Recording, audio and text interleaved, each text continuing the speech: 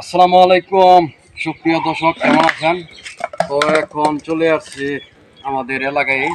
তো এখানে আসছে গাছ থেকে একটা কাঁঠাল পেরে নিয়ে আগে আসলেন। রাখছিলাম ইয়ের মধ্যে। তো জাগ দিয়েছিলাম, পেকেছে। এখন আমার সাথে আমার মামা আছে। মামা এই কাঁঠাল সম্পর্কে কিছু বলবে। আজিল তো ভাই, কাঁঠাল কি আপনার গাছের?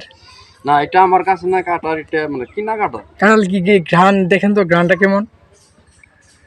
মিষ্টি হবে? এই কাঁঠালের গ্রানটা খুবই ভালো, কারণ এই কাঁঠাল সিজনে কাঁঠাল আবার খাওয়া হয় নাই। হুম। তো এটাই এই প্রথম কাঁঠাল।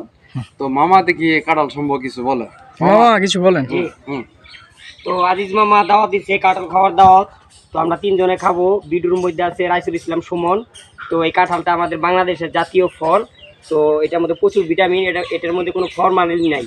এটা আমাদের পাহাড়ি এলাকা, আমাদের এলাকা থেকে প্রায় 64 জেলায় কাঁঠাল সাপ্লাই হয় এবং কি কাঁঠালের চাহিদাটা পূরণ করে। তো ভিডিওটা ভালো লাগলে আপনারা সবাই লাইক কমেন্টস দিবেন এবং আজিজ মামার ফেসবুক পেজটাকে সবাই লাইক শেয়ার দিয়ে সাথে থাকবেন। ধন্যবাদ সকলকে, সুস্থ থাকবেন, ভালো থাকবেন। আল্লাহ হাফেজ।